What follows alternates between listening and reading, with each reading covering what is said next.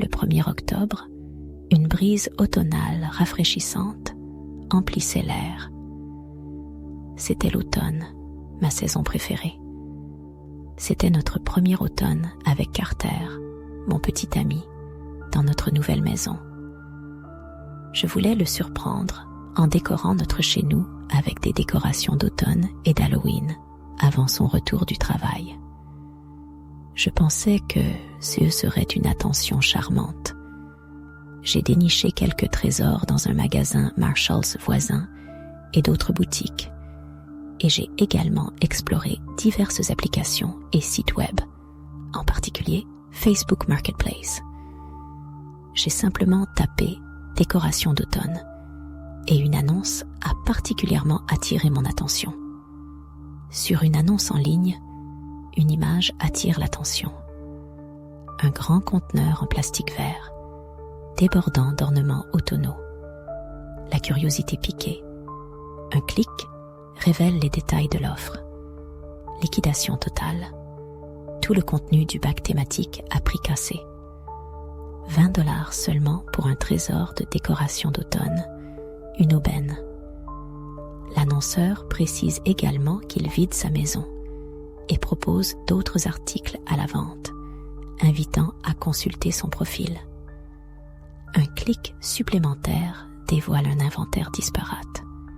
Un iPhone prétendument neuf à 700$, quelques vêtements féminins et des décorations de Noël.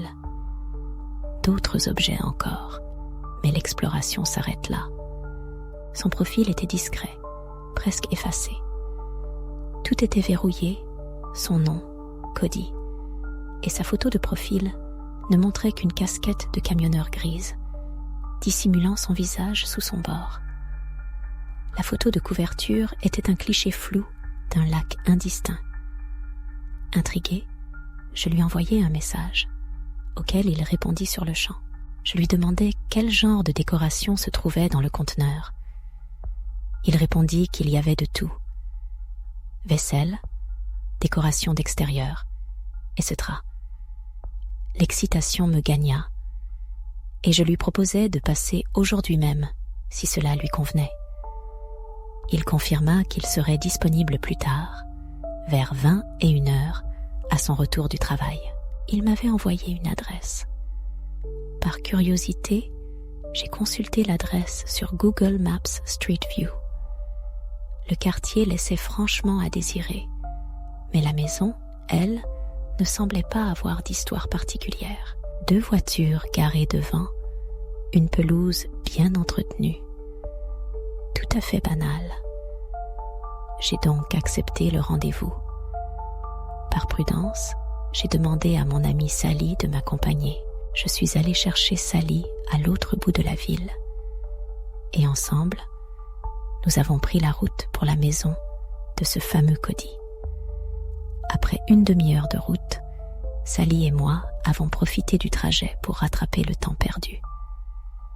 En quittant l'autoroute pour entrer dans la ville où se trouvait la maison, Sally a commencé à plaisanter, à moitié sérieusement, sur l'aspect peu rassurant du quartier. Je dis à moitié sérieusement, parce que je sais qu'elle le disait en partie pour être drôle et dédramatiser la situation, mais aussi parce que c'est un fait que cette ville n'a pas très bonne réputation.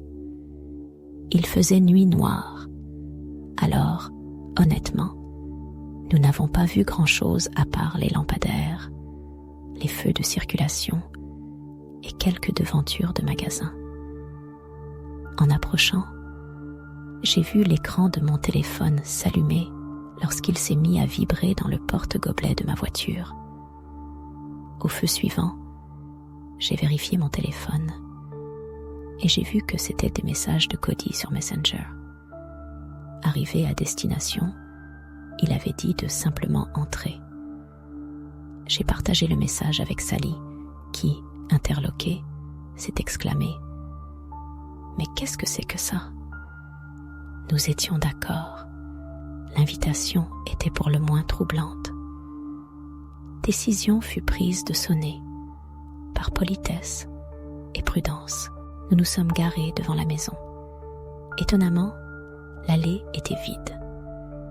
De faibles lumières filtraient à travers les stores baissés, à peine perceptibles. J'ai envoyé un message à Cody. « Nous sommes là. Peux-tu venir devant ?» Sally et moi, côte à côte, avons alors observé la maison, guettant une réponse. À l'instant même, nos regards convergèrent vers une des fenêtres. Les stores, imperceptiblement décalés, trahissaient la présence d'un observateur invisible. La brève ouverture se referma aussi vite qu'elle était apparue. Quelques secondes à peine s'écoulèrent avant que la porte d'entrée ne s'ouvre. Presque simultanément, un message de Cody illumina mon téléphone. « Je suis devant la porte, tu peux entrer. » Un malaise diffus s'installa et je me félicitais intérieurement d'avoir insisté pour que Sally m'accompagne. Nous sortîmes de la voiture et nous avançâmes vers la porte. Avant de nous approcher davantage, j'appelai le nom de Cody à plusieurs reprises, mais le silence fut ma seule réponse. Sally murmura d'une voix presque inaudible. On devrait partir, quelques pas de plus, et j'osai. Cody. Le silence me répondit. Un murmure à Sally. Allons-y. Et déjà, nous rebroussions chemin vers la voiture. Soudain, une voix, un écho lointain. Eh, oui, je suis là, à l'intérieur. Nous nous retournâmes. Une silhouette se dessinait dans l'embrasure de la porte, à moitié dissimulée. Un homme, dont le corps se cachait derrière le mur, nous observait. Un signe de la main nous invita à entrer. Sally et moi, hésitantes, reprîmes le chemin vers la porte. Plus j'approchais, plus l'homme s'effaçait, ouvrant grand le passage avant de disparaître complètement. Nous avons gravi les marches et pénétré dans la maison, laissant la porte d'entrée ouverte. Immédiatement, une odeur puissante nous a assaillis, un mélange de parfums de coton vieillot, comme dans la maison d'une personne âgée, et d'une senteur très désagréable. Des pas rapides et lourds se sont éloignés précipitamment dans une autre pièce, suivis d'une voix qui a dit « C'est fini ici, venez par là ». Sa voix était étrangement grave, presque intimidante. J'ai pris soin de m'assurer que Sally restait juste à mes côtés avant d'entrer dans la pièce attenante. Nous avons découvert un spectacle étrange. Un salon faiblement éclairé, orné d'une moquette rouge rosâtre déprimante et de meubles d'une époque révolue. Mais l'odeur dans cette pièce était réellement putride. Cela sentait la mort, tout simplement. Au centre de la pièce se trouvait un récipient rouge surmonté d'un couvercle vert. Un homme, visiblement un habitant de Cody, se tenait près d'un conteneur. C'était la première fois que je le voyais de près, et son visage n'inspirait aucune confiance. Il m'invita à ouvrir le conteneur. Je remarquai immédiatement que ce conteneur n'était pas de la même couleur que celui, vert, présenté sur l'annonce Facebook. Sa forme était également différente. Je lui demandai de l'ouvrir lui-même, ce à quoi il répondit avec un sourire mauvais. « Vous n'êtes pas amusant ». Cette remarque, combinée à l'odeur putride qui s'échappa du conteneur lorsqu'il en souleva le couvercle, nous fit reculer, Sally et moi, en direction de la porte d'entrée. Sans hésiter, nous nous sommes enfuis, sans nous retourner, jusqu'à la voiture. Sally n'arrêtait pas de me presser, me poussant à la hâte. À peine le moteur de ma voiture avait-il démarré que la porte d'entrée de la maison claquait derrière nous. Je ne sais pas s'il nous observait encore, tapis derrière la fenêtre. Nous sommes partis à toute vitesse. Nous n'avons jamais su ce que contenait réellement ce récipient mystérieux, mais une chose était sûre. il ne s'agissait certainement pas de décorations anodines. Après avoir raconté toute cette histoire à Carter, il a insisté pour obtenir l'adresse de l'endroit, mais je l'ai supplié de ne surtout pas s'y rendre. En 2019, une étrange histoire m'est arrivée. Un jour, j'ai imprudemment révélé mon adresse à un inconnu rencontré en ligne. Il m'avait juré qu'il voulait simplement situer la maison sur une carte, et j'avais cédé à sa curiosité. Le lendemain, il rentra du travail plus tard qu'à l'accoutumée. Il m'avoua s'être arrêté devant chez moi. Une femme d'un certain âge avait ouvert la porte, affirmant vivre seule. Il savait pourtant que je disais la vérité, car je lui avais montré les échanges sur les réseaux sociaux avec l'homme qui m'avait donné l'adresse. Après vérification, les registres indiquaient bien une femme d'une 60aine d'années comme propriétaire des lieux. Une expérience incroyablement troublante et inexplicable. Dorénavant, j'évite de me rendre au domicile des vendeurs lorsque j'achète en ligne. L'année où j'ai vécu seule à Asheville, en Caroline du Nord, reste gravée dans ma mémoire. 22 ans à peine, fraîchement sortie de l'université, j'avais saisi l'opportunité d'un emploi temporaire comme prétexte pour voler de mes propres ailes. Mon appartement, situé en plein centre-ville, me permettait de me déplacer à pied pour la plupart de mes besoins. Mais j'avais aussi ma voiture pour explorer les environs et m'aventurer hors de la ville. Ce que j'aimais par-dessus tout à Asheville et en Caroline du Nord, c'était l'abondance de sentiers de randonnée. J'en avais déjà exploré plusieurs autour de la ville, mais je n'avais jamais eu l'occasion de découvrir la forêt domaniale de Dupont. Un jour, l'envie me prit de partir. Le trajet en voiture depuis Asheville durait moins d'1 heure. C'était un mercredi d'octobre. Les feuilles commençaient à se parer de teintes flamboyantes et l'heure était idéale pour une randonnée. Ce jour-là, je ne travaillais pas. Et comme c'était un jour de semaine pour la plupart des gens, je me disais que j'aurais probablement les sentiers pour moi tout seul. Arrivé au parking du parc, je repérais le début d'un des sentiers. Je m'engageais sur le chemin et la tranquillité des lieux m'envahit. J'étais véritablement le seul promeneur ce jour-là. Le ciel était lourd, chargé de nuages menaçants. La semaine avait été marquée par des pluies incessantes, une raison supplémentaire, en réalité, de me lancer sur le sentier qui menait aux cascades de Triple Falls et High Falls. J'imaginais déjà la puissance des chutes d'eau, décuplée par les jours de déluge. Après un parcours d'environ 650 mètres, je suis arrivée à Triple Falls. Le spectacle était saisissant. Anecdote amusante. Une scène de Hunger Games a été tournée à cet endroit précis. J'ai immortalisé l'instant avec quelques vidéos et photos, profitant d'une pause bien méritée sur un rocher. C'est alors que j'ai aperçu une femme sur le sentier, dans le sous-bois. Elle me fixait.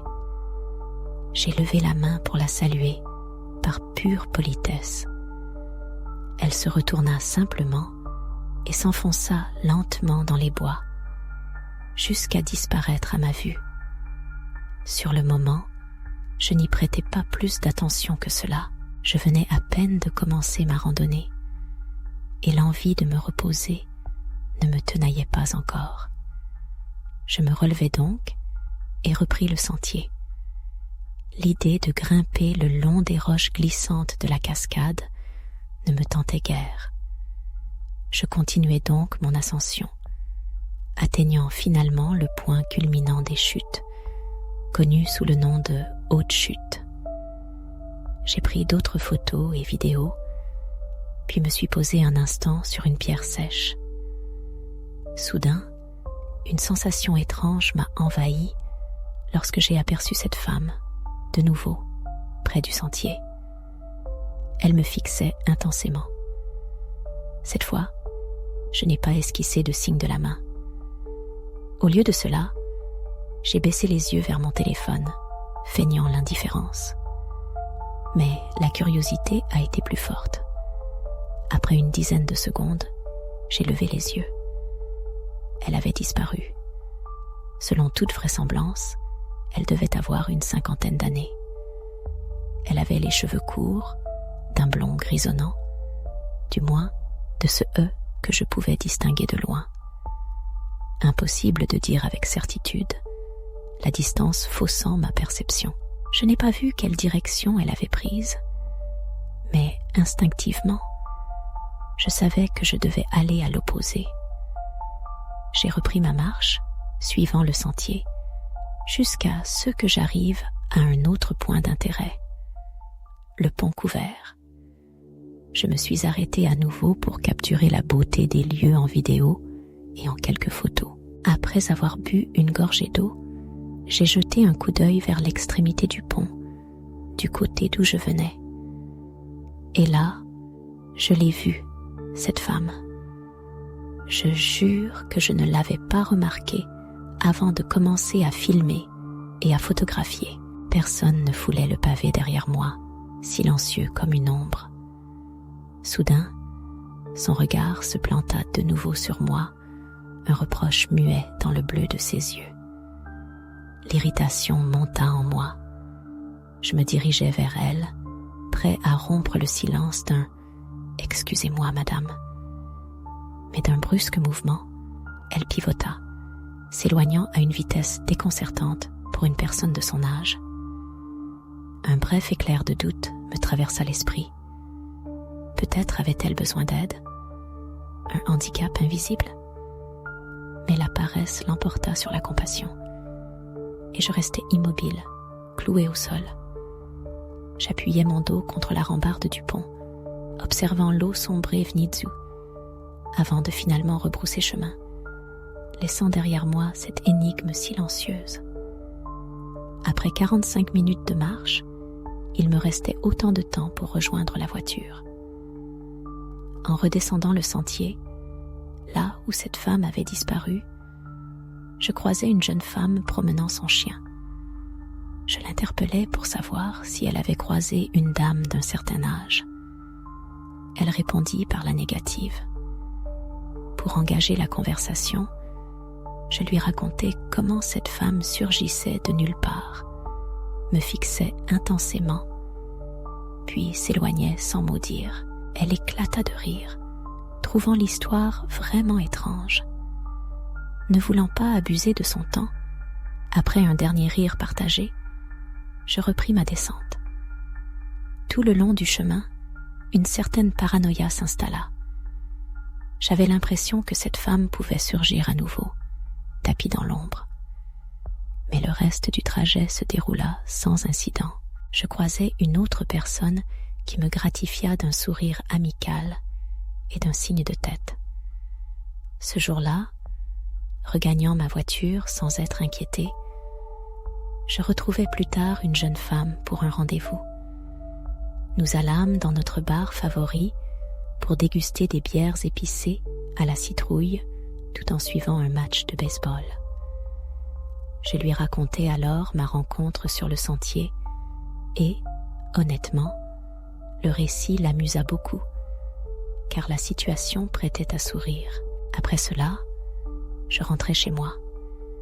Plus tard, dans la nuit, alors que j'étais confortablement installé dans mon lit, quelque chose d'étrange se produisit. Habitué à un sommeil profond et rarement interrompu, je fus tiré du sommeil au milieu de la nuit. L'obscurité qui m'entourait rendait la situation d'autant plus inhabituelle. Un frisson me parcourut l'échine alors que je revenais à peine à moi. Un bruit léger attira mon attention vers le pied de mon lit. Mes yeux s'écarquillèrent en distinguant une silhouette féminine, immobile dans la pénombre. Un choc, tel un coup de poing dans l'estomac, me laissa sans voix. Un hurlement strident s'échappa de ma gorge. Un cri d'effroi si puissant qu'il aurait pu résonner à travers tout le quartier, fenêtres closes ou non. Dans un réflexe de survie, je me reculais, rampant vers la tête de lit, cherchant désespérément à mettre de la distance entre moi et cette présence spectrale. Puis, sans un mot, sans un geste brusque, elle pivota et s'évanouit hors de la pièce, me laissant pétrifiée. Le silence se fit, lourd et oppressant. Je haletais, luttant pour calmer mon cœur qui battait la chamade, prisonnier d'une peur viscérale. La lumière jaillit, tranchant l'obscurité, et ma voix rugit. « Qui est là ?» Un silence de mort me répondit. Le cœur battant la chamade, je saisis le couteau qui reposait sur ma table de chevet, une lame froide entre mes doigts tremblants. D'un bond, je quittai la sécurité relative de mon lit. Tel un fantôme traquant sa proie, je progressais dans l'appartement, inondant chaque pièce d'une lumière crue. Chaque interrupteur cédait sous mon doigt, transformant mon foyer en un phare solitaire dans la nuit. Pourtant, le néant. Aucun intrus tapi dans les penderies, nulle rôdeur dissimulé derrière le canapé. Personne tapi sous les lits. Désorienté, terrifié, je me résolus à composer le numéro de mon père. Le besoin de partager cette expérience étrange, de trouver une oreille attentive, était devenu impérieux. Sa voix, encore embrumée par le sommeil, parvint à mes oreilles. Après avoir écouté mon récit décousu, il me suggéra, d'une voix somnolente, que j'avais probablement été victime d'une hallucination, un vestige tenace de mon état de demi-sommeil. Il a suggéré que je n'étais pas encore complètement réveillée, insinuant que j'avais pu halluciner.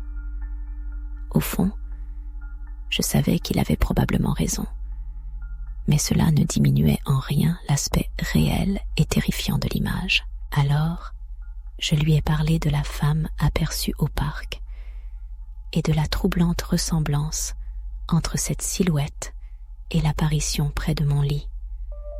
Il a avancé que cela prouvait davantage sa théorie.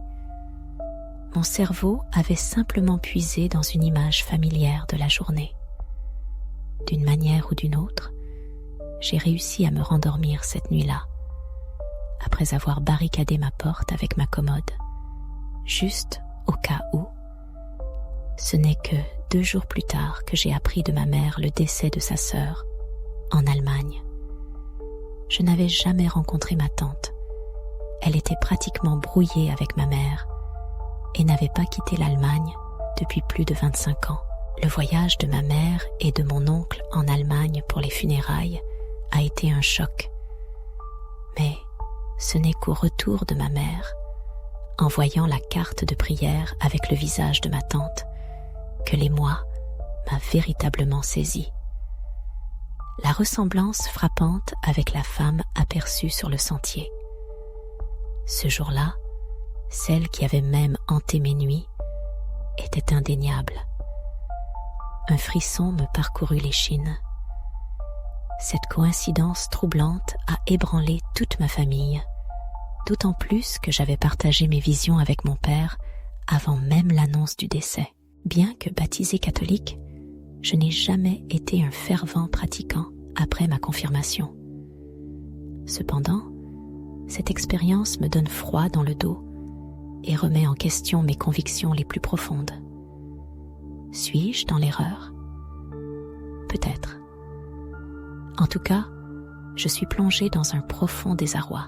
Carlos, mon ami de toujours, et moi-même, partageons un penchant certain pour les bêtises.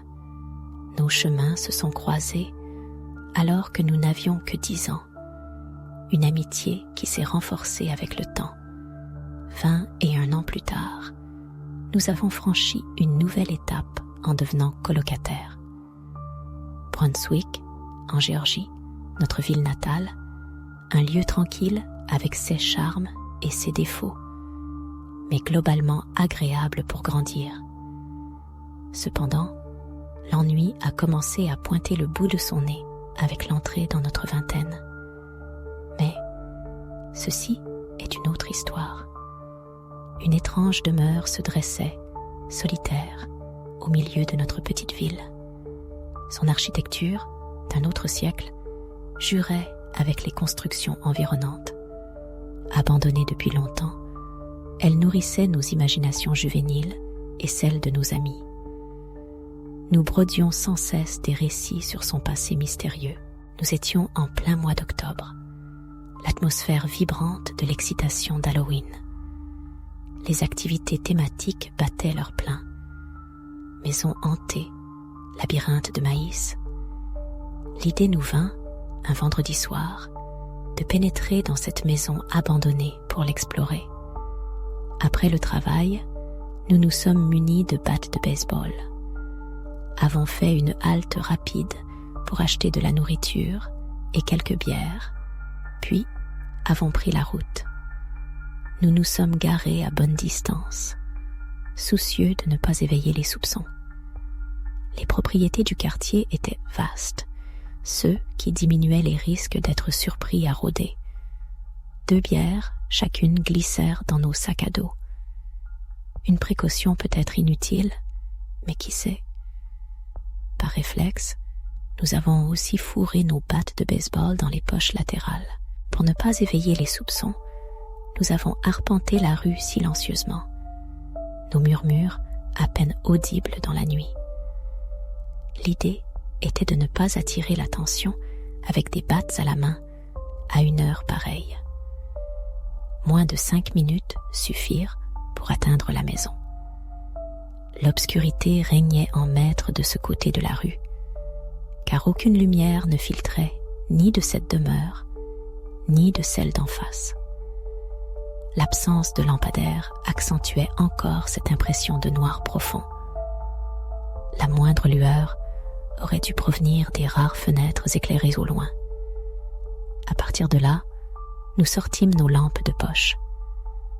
La pelouse, devant, était constellée de plaques de terre dénudées, et les touffes d'herbe poussaient de façon désordonnée. Les mauvaises herbes semblaient avoir élu domicile partout. Préférant la discrétion, nous contournâmes la maison pour inspecter l'arrière, à la recherche d'une entrée. À notre grande surprise, la porte arrière n'était pas verrouillée. Rien n'était barricadé, aucune fenêtre n'était brisée. La maison nous offrait une invitation silencieuse à pénétrer en son sein. Nous savions que l'endroit était abandonné. Tout le monde le savait. Nous sommes entrés sans hésitation.